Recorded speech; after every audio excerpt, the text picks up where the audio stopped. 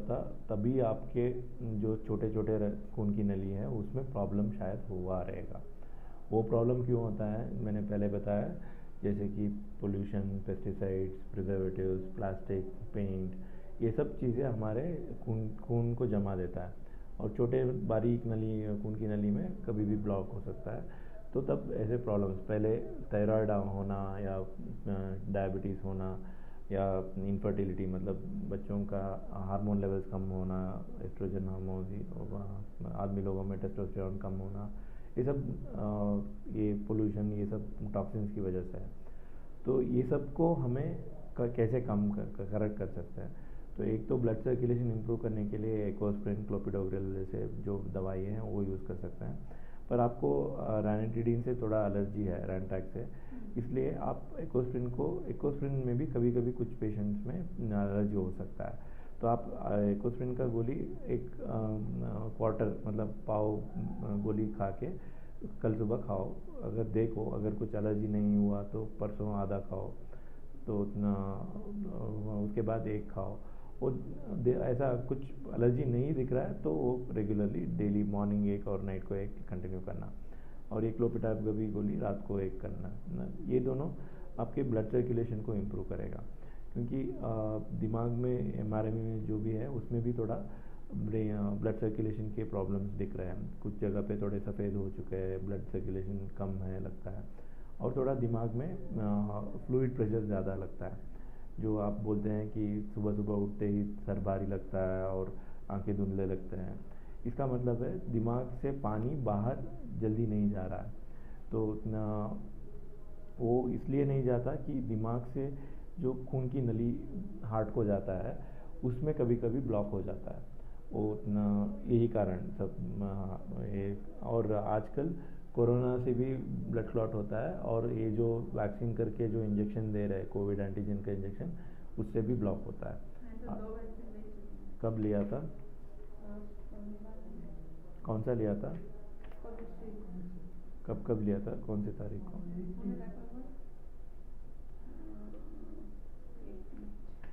आपने जो इंजेक्शन लिया था उसके बाद आपका तबीयत मतलब तकलीफ बढ़ गया है लगता है? वो हाथ में पैर में जो बोल रहा हूँ ना, थोड़ा फीलिंग्स, थोड़ा झुंझुनाहट, वो उसके बाद ही हो रहा है। उसके बाद ही हो रहा है? नहीं तो हाथ का ऐसा भी नहीं था। अभी 15 डेज ऐसा ही हुआ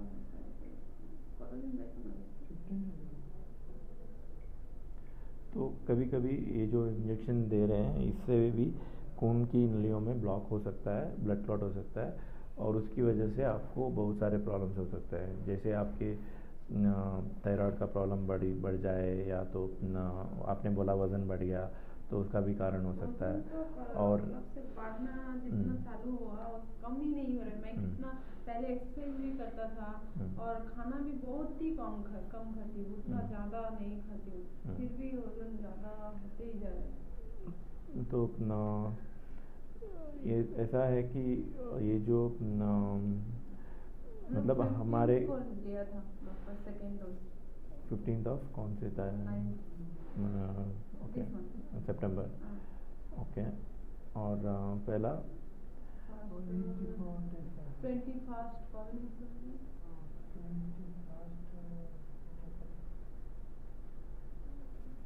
जुलाई, जून। तो ये लेने के बाद आपके हाथ के सिम्टम्स ज़्यादा हो गए ना?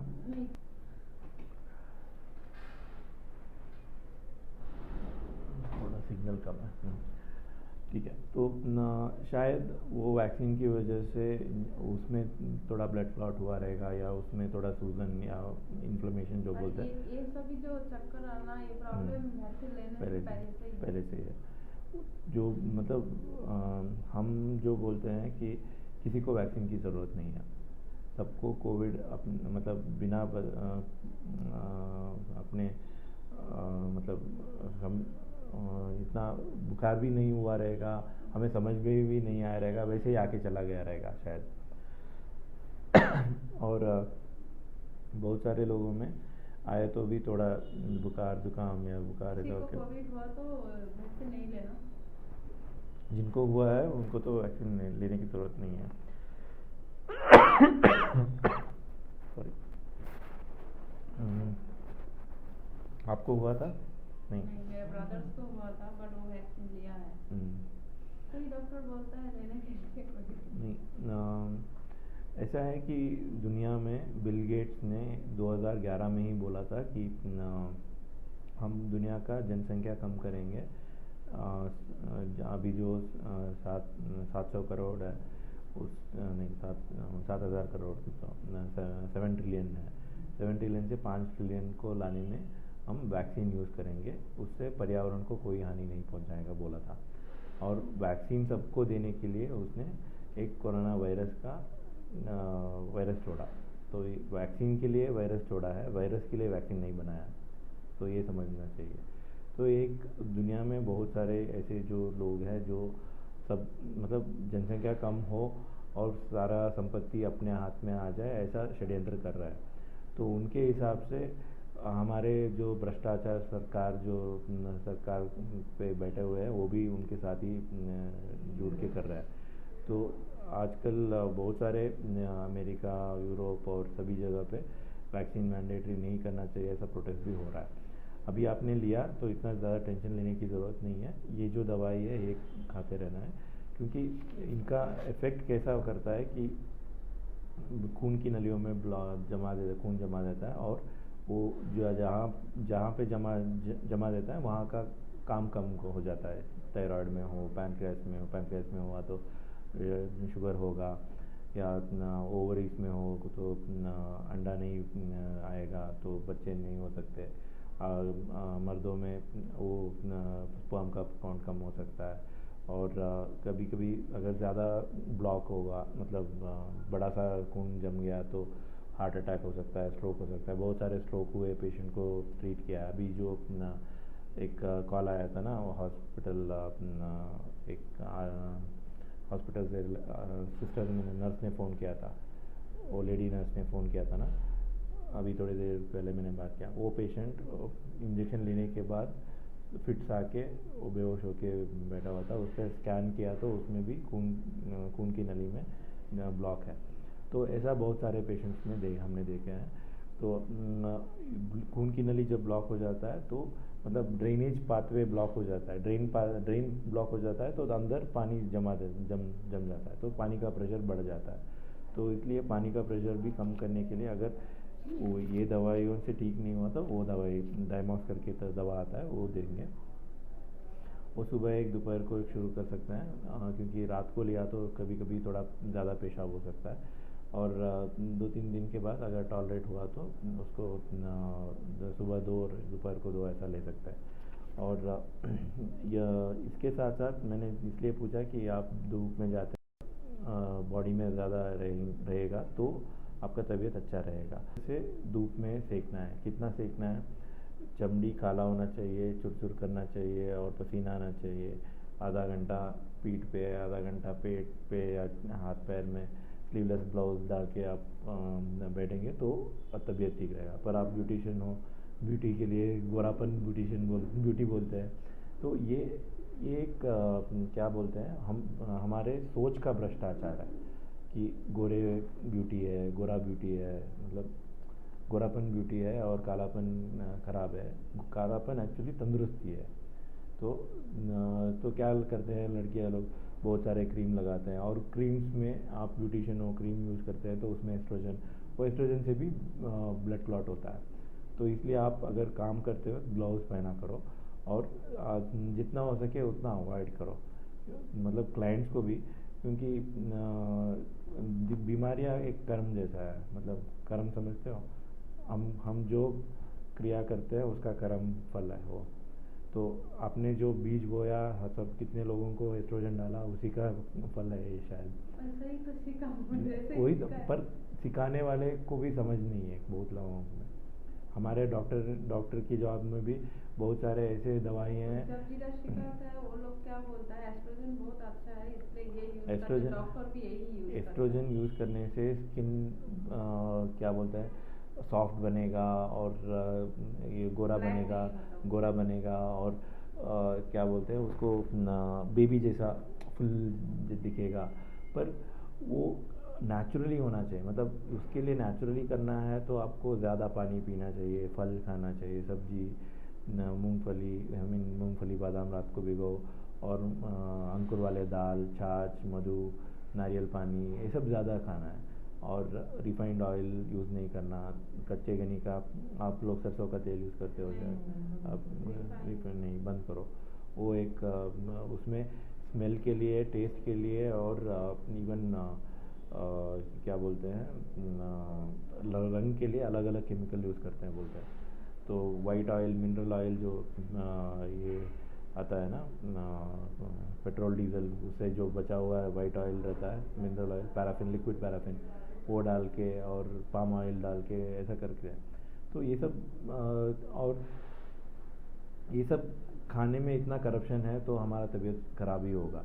तो उसको काउंटर कैसे करें थोड़ा, और आजकल सब्जी फल ये सब कैसे उगाते हैं, धान्य, ये दाल, वो सब तो वज़न के हिसाब से पैसा मिलता है, इसलिए ज़्यादा वज़न रहना चाहिए। अंदर कुछ भी सत्व है तो भी, नहीं है तो भी चलेगा, ऐसा करके। यूरिया, डीएपी डालते हैं, हार्मोन डालते हैं, पेस्टिसाइड डालते हैं, 6 महीने में आने वाला फसल 3 महीने में आ जाता है, तो ज़्यादा पैसा कमाते हैं। तो उसमें कुछ विटामिन ही नहीं रहेगा, मिनरल्स नहीं रहेगा, और मेजॉरिटी में जैसे विटामिन डी डिफिशिएंसी, वैसे मैग्नीशियम डिफिशिएंसी बोलते हैं, अल्फा लाइपोइक एसिड जो, तो वो सप्लीमेंट्स में कुछ दवाई लिखा है, इसमें ले लो। और बहुत सारे टॉक्सिन्स रहते हैं, जैसे लेड, मर्क्यूरी, थैलियम, आर्सेनिक, ये सब हमारे हवा में रहता है, सॉइल में रहता है, खाने में आ जाता है। तो वो सब टॉक्सिन्स थोड़ा फ्लश आउट करना चाहिए, इसलिए एक अल्सिटाइसिन एक गोली है। तो ये 3 गोलियाँ 3 दिन रोज़, सुबह दोपहर शाम को लेना। उसके बाद एक को अपना ये रीमैक प्लस या अल्ट्रा मैग्नीशियम मंडे और थर्सडे ऐसा करो, और रीमेलिन एक्स ट्यूसडे और फ्राइडे करो, और डायबिट प्लस वेडनेसडे और सैटरडे करो। तो ऐसा ऐसा करोगे तो अननेसेसरी वेस्ट भी नहीं जाएगा, और आपको उसका फ़ायदा भी होगा। हफ्ते में 2 बार करना है, ठीक है।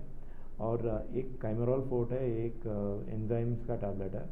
आपके जो भी मतलब ब्लड क्लॉट हुआ रहेगा या कुछ, तो उसको थोड़ा गलेगा, मतलब डिज़ोल्व करेगा। तो उसके लिए कैमरॉल फोर्ट यूज़ करना है, वो 5 दिन यूज़ करो। और पपाया ज़्यादा खाओ, पपाया में भी वही कैमरॉल फोर्ट का सत्व रहता है। और अगर सर दर्द होता है तो ये नैक्ड्राम, जब उल्टी जैसा सर दर्द होता है तब ये नैक्ड्राम करके गोली खाना। नहीं तो अगर इन्हीं दवाइयों से ठीक हो जाता है तो शायद ज़रूरत भी नहीं है, मतलब बिना वजह का खाना नहीं, ठीक है। थोड़ा पेट में जलन होगा, खाना खाने के बाद ही खाना है। और नेक्स्ट प्रो आपका, आपने जो बोला ना, पेट जम जाता है, फूल जाता है, और तो उसका कारण भी डाइजेशन नहीं होता, उसका कारण भी पेट में जो खून की नलियाँ हैं उसमें खून जमने के कारण होता है। तो आप वहाँ पे भी आपको ये एकोस्प्रिन, क्लोपिटाक और ये विटामिन सी काम आएंगे उसको ठीक करने के लिए। तो एक बार मैं एक विटामिन सी लिया था, वो खाने के बाद उल्टी जैसा लग रहा है। अभी मैं विटामिन सी नहीं दिया है, विटामिन डी और B1, B6, B12 और मैग्नीशियम दिया है। तो विटामिन सी नेचुरली आप नींबू यूज़ करते हैं, लेमन यूज़ करते हैं, संतरा, ये सब, मौसम्बी, वो सब जितना खाएंगे। और ये इमली में भी अच्छा रहता है, और टोमेटो, और वो सब। टोमेटो में बहुत सारे पेस्टिसाइड्स रहता है, इमली ज़्यादा यूज़ करेंगे तो वो अच्छा रहेगा, क्योंकि झाड़ पेड़ को ज़्यादा ये पेस्टिसाइड वगैरह नहीं डालते। और नेक्स्ट प्रो जो ले रहे हो वो पेट में अगर जलन है तो ही लेना। पेट फूल गया या थोड़ा डकार आ रहा है या नीचे से आवाज़ आ रहा है, उसके कारण नहीं लेना चाहिए, ठीक है। उसके कारण आपको, आप खाना खाने के बाद डकार आ रहा है, पेट फूला जैसा लगता है, इसका मतलब है आपको खाना ज़रूरत नहीं था, आपने बिना वजह का खा लिया। तो भूख ही नहीं लग रहा। नहीं, अच्छा है, भूख लगता है, थोड़ा खा लिया तो भी ऐसा ही लगता है। ठीक है, एक निवाला खा लो। देखिए, तबीयत का ऐसा है कि एक बार जो खाया वो योगी है, 2 बार जो खाया वो रोगी है, 3 बार जो खाया वो भोगी नहीं, 2 बार जो खाया वो भोगी है, 3 बार जो खाया वो रोगी है, और 4 बार जो खाया उसको उठा के ले जाए करके। तो ऐसा है कि बहुत सारे गरीबों को खाना ही नहीं है, मतलब दुनिया में। तो हम क्यों बार बार खाएं? टाइम के हिसाब से नहीं खाना चाहिए। अगर भूख लगा, पहले अच्छी तरह से पानी पी लो, इतना पानी पियो कि पेट भर जाए। फिर भी भूख लगा, इसका मतलब है सही में भूख लगा, क्योंकि हमारे दिमाग को कन्फ्यूजन रहता है, भूख और प्यास में कन्फ्यूजन रहता है। अगर कभी कभी प्यास को भी हम भूख समझ बैठते हैं, तो पहले पानी पी के देख लो, अगर फिर भी भूख लगता है तो ही भूख है। और खाने से पहले पहले पानी पिया, बाद में एक चाय, नारियल पानी, कच्चा सब्जी, फल, अंकुर वाला दाल, ये सब, छाछ पियो, सब्जी खाओ, और सांभर भी पियो, दो तीन चार गिलास। फिर भी भूख लगा तो बाजरा, ये रागी, ज्वार, ये चीज़ें अच्छे रहता है, क्योंकि इसमें ज़्यादा पेस्टिसाइड वगैरह नहीं रहता। उसका भी थोड़ा सा रोटी या थोड़ा सा ये क्या बोलते हैं, गंजी जैसा बना के खाएंगे तो अच्छा रहेगा। हाँ, नहीं, बाजरा तो आपके यहाँ बंगाल में यूज़ होता है ना, नहीं खाते, तो आप सिर्फ चावल खाते हैं और चपाती, गोदी, गेहूँ में प्रॉब्लम ये है कि ग्लूटेन रहता है, ग्लूटेन से वज़न बढ़ सकता है, और ये सब प्रॉब्लम, शुगर, थायराइड, ये सब प्रॉब्लम्स हो सकता है। तो गेहूँ जितना कम हो सके उतना कम करना चाहिए। चावल खाए तो भी ब्राउन राइस या रेड राइस खाना चाहिए, जो बिना पॉलिश वाला राइस नहीं खाना चाहिए। तो ऐसे डाइट का आप बदली करो।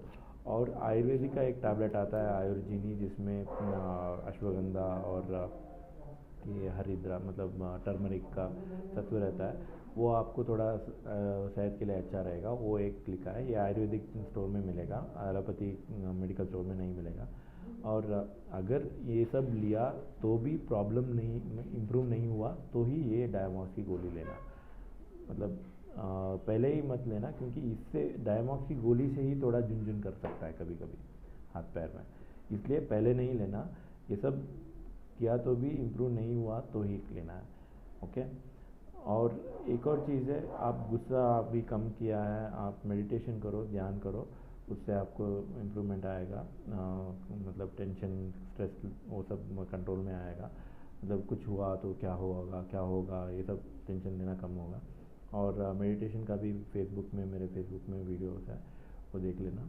और अगर आपका क्या होता है कि रात को चौंक के उठ जाना, इसका मतलब थोड़ा चौंक जाना, मतलब वो होता है ना, पैर है और हाथ पूरा कैसा फील होता है, इसलिए थोड़ा ऐसा हो थोड़ा जाता है, बाद में ठीक शरीर काम जाता है ऐसा कभी कभी। ये क्यों रात को नींद में, दिन से हो रहा है, पहले नहीं नींद था। में आपको सपने आते हैं? नहीं, तो याद तो नहीं आता, पर कभी चिल्लाया, बात किया, ऐसा कुछ नहीं किया, ठीक है। तो ना कभी नींद में चौंक जाना, ऐसा हाथ पैर इसका मतलब है कि दिमाग या तो ओवर ड्राइव पे जा रहा है, मतलब थोड़ा दिमाग में शॉर्ट सर्क्यूट हो सकता है कभी कभी। अगर इन सब से इम्प्रूवमेंट नहीं हुआ तो एक वालपारिन का टैबलेट देते हैं, ये यूजुअली फिट्स के लिए देते हैं हम लोग, और सर दर्द के लिए भी देते हैं।